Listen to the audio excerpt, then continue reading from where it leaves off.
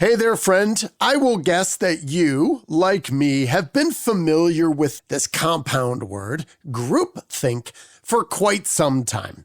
And most leaders think groupthink happens when you have a large group of people and everyone just kind of goes along to get along. But Irving Janis, the Yale-educated psychologist who coined the term, found something much more uncomfortable and concerning for leaders like you and me.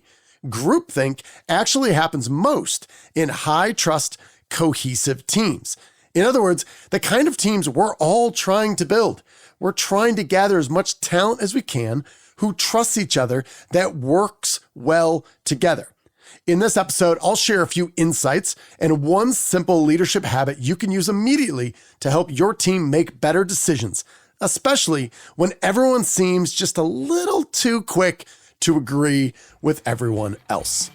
Welcome to the Construction Leadership Podcast, where we help construction executives lead high-performing teams that finish on time and under budget without all the firefighting and babysitting, so you can lead with focus and control. I am your host, Bradley Hartmann. Now, one of the things I love to do is dig into source material. So if I read about something and they'll refer to another book or the originator of a concept or a phrase, I immediately get interested, and I often think to myself, never even heard of that guy. What's his story? So I dive in and I will go buy a book either on Amazon or eBay, and I'll get it.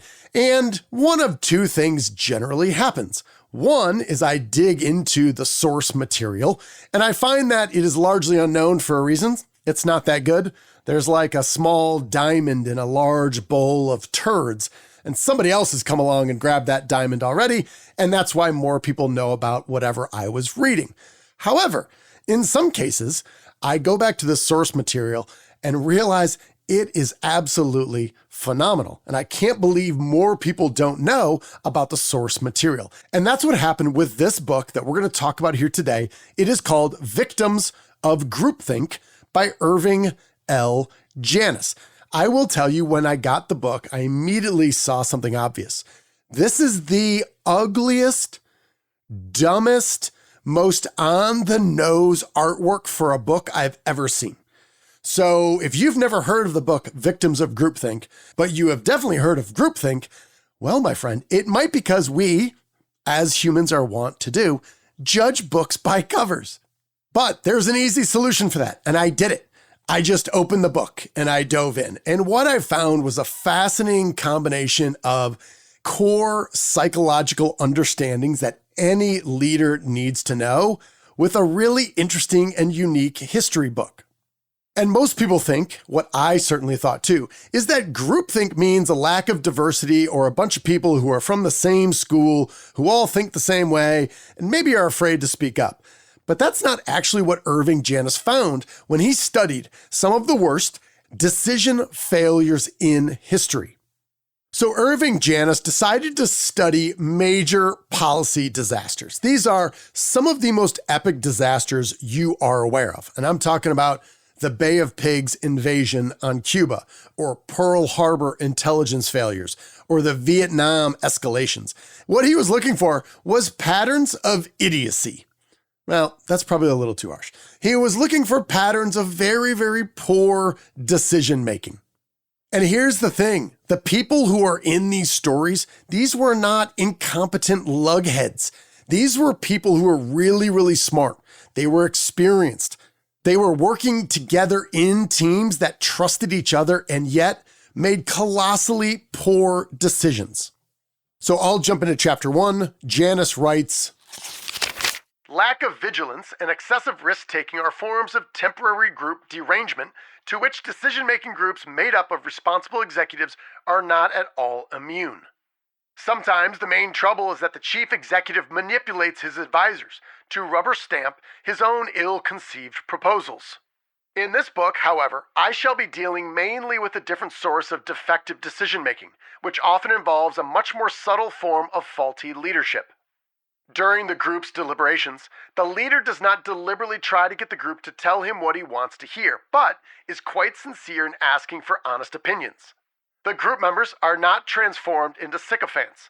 They are not afraid to speak their minds. Nevertheless, subtle constraints, which the leader may reinforce inadvertently, prevent a member from fully exercising his critical powers and from openly expressing doubts when most others in the group appear to have reached a consensus.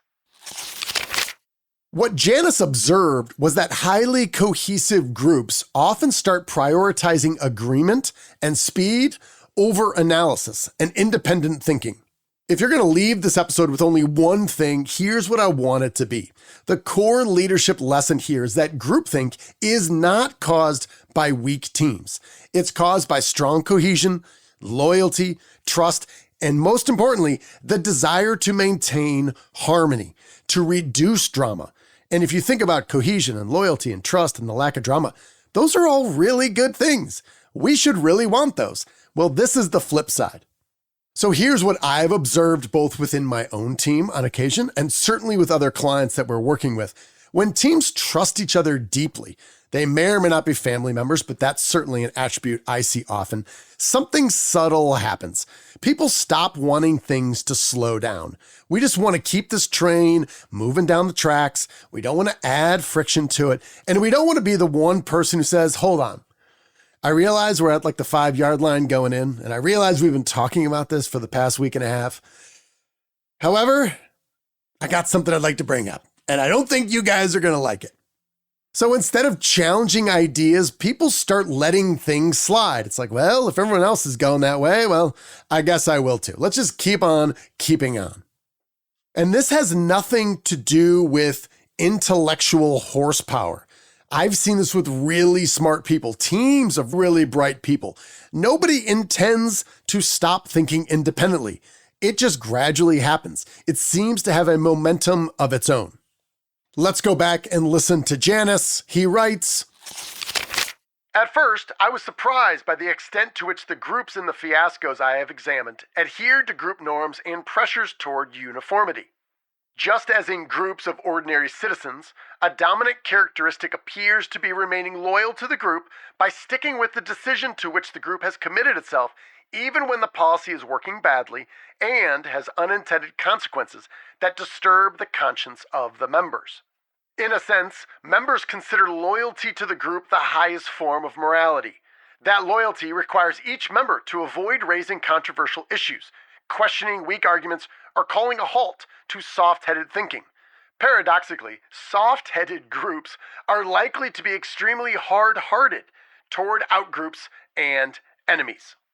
The more amiability and esprit de corps among the members of a policymaking in-group, the greater is the danger that independent critical thinking will be replaced by groupthink, which is likely to result in irrational and dehumanizing actions directed against outgroups." And he brings up an interesting point there, which is, it's not just we made a decision and it was bad, and man, we all look back and say, yeah, that was pretty stupid. How'd that happen? It's not that. This is, we've decided to do something. In the case of the book, we're talking about the Bay of Pigs or Vietnam, and we are seeing that the decision that we've made is going colossally poor.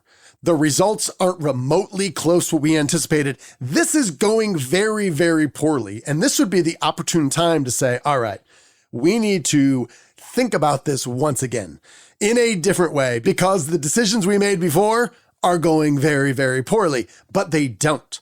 They double down even though individual members think to themselves, man, we got to reverse course here, but they don't. The loyalty and the momentum seems to take them forward. Yes, strong cohesion is good, and trust is critical, and alignment and consensus is good. But if nobody challenges assumptions, the team slowly drifts into consensus without really testing the idea. We see this all the time within construction companies. Decisions around parameters on specific projects, or a certain bid strategy, or safety assumptions that we're making, or market forecasts, and where to double down on new projects and hire more talent. Vendor relationships, all of these things have an entirely self-constructive bed of assumptions that are driving this. And on a long enough timeline, those assumptions need to be challenged because they will be wrong. So the most practical leadership takeaway from this idea of groupthink, and one that I will often really strive to bring in when I come in from the outside to a client, is to expand the range of alternatives. One of Janis's biggest observations was that groups suffering from groupthink tend to collapse complex decisions into simple binaries. What does that mean? It means there's a whole range of alternatives and maybe this whole choice architecture that we could map out on a whiteboard. Yet when we sit down with the group, we come and we say, all right, should we either lower the price to win the business or not? Or in this case, going back 70 years or currently, should we bomb them or not bomb them, right? These are simple binary choices, but when we can increase the range of alternatives, we'd be much better off. We'd see more nuance and we'd be able to dig into any potential unintended consequences more. Effective decision-making often starts by expanding the menu of options. One of the most practical things a leader can do is push the group to generate more alternatives. Even if we know we would never choose that, let's throw it out there. Let's add it to the list. That might generate a new idea about something that we haven't thought about. Or maybe it's a halfway decent idea, but we're going to pair it up with this other one. So it could be phase 2 of multiple steps of a decision. This matters because it helps us break what Janis calls the false binary. The idea that we only have 2 options, and once you identify those 2 obvious options, that's all there is to it. Sometimes you'll hear someone, as I did recently, say, well, Bradley, have you ever heard of Occam's razor? I'm like, yeah, I know what Occam's razor is. It means that the most obvious solution is probably the one you should consider. And there's an element of that. Don't overthink it. Don't overcomplicate it. However, if this is a really important decision and it might involve risking a company or killing human beings, you want to stay away from the false binary. You want to encourage independent thinking and you want to surface as many ideas as possible that other people might keep quiet. And oftentimes I will hear this. Maybe it's the leader or maybe it's someone who's just a little more blunt and they'll say, hey, let's just cut to the chase. Should we do it or not? And the better question is often, okay, let's take a step back. What are the 5 other ways that we could approach this problem? Because the goal is never to pick the perfect idea immediately, because the perfect idea or the perfect choice doesn't exist. The goal is to expand the field of possibilities before then narrowing it down. Because sometimes the best solution ends up being a combination of several alternatives that maybe at the beginning were non-obvious. Groupthink is not a failure of leadership, and this is what is so interesting about this and why it's so important for leaders like us to think about it. It's often the byproduct of leadership done well. A team that has been assembled, that offsets each other's weaknesses, that is cohesive, that has strong degrees of trust, that is able to make intelligent decisions quickly. But the trick for us is building teams that not only trust each other, but trust each other enough to challenge each other consistently, and leaders who create space for better alternatives to surface. So my friend, needless to say, I am a fan of Victims of Groupthink. It's about 250 pages.